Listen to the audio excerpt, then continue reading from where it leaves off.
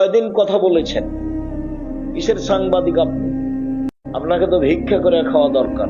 মানুষের বদনাম শুধু পেপার পত্রিকায় লিখেন, রোজ লিখবেন টাকা খরচ করে যে ঠাকুরের কবিতা শিরক, ঠাকুর দুনিয়ার বদ, ঠাকুর মুসলমানের শত্রু, ঠাকুর বাঙালিদের শত্রু, ঠাকুর জাতির শত্রু, ঠাকুর ঢাকা বিশ্ববিদ্যালয়ের শত্রু, ঠাকুর বাংলা ভাষার শত্রু, ঠাকুর লাথির যোগ্য, এ কথা বলবেন, রোজ পেপারে লিখবেন।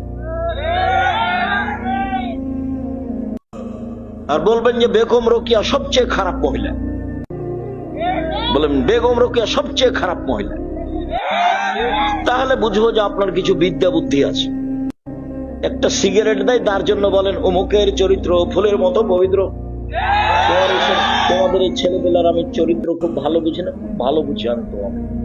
তোমাদেরকে দেখলে আমাকে ঘৃণা লাগে।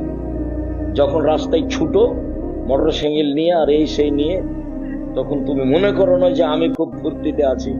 তোমাকে দেখলে আমাকে থুথু ফেলার ইচ্ছা হয়।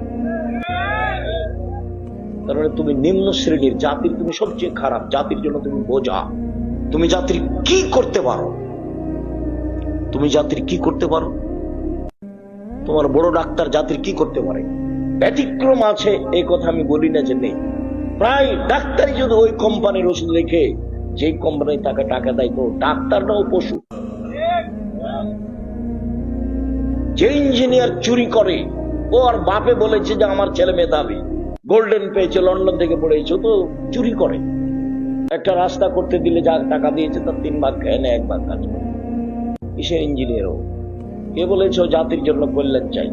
ও ওর জন্য চায় না, ওর বাপের জন্য চায় না, ওর মায়ের জন্য চায় না, ওর ছেলে মেয়ের জন্য চায় না। ও তো একটা আস্ত চোর। তো কি করতে পারে জাতি?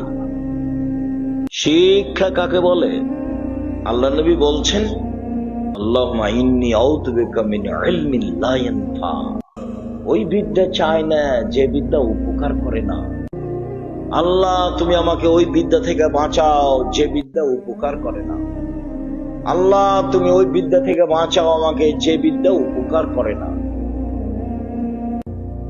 আমিন কালবিন লা ইয়াখশা। আল্লাহ তুমি ওই অন্তর দিও না যে অন্তর তোমার ভয়ে কাঁদে না।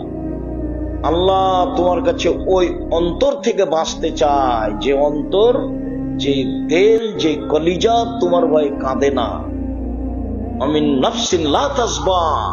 ওই আত্মা চায় না যে আত্মা আলহামদুলিল্লাহ বলতে পারে না, অল্পতে তৃপ্তি পায় না, খুশি হয় না, খালি টাকা টাকা এই সে আত্মা একটুকু শান্তি তৃপ্তি লাভ করে না।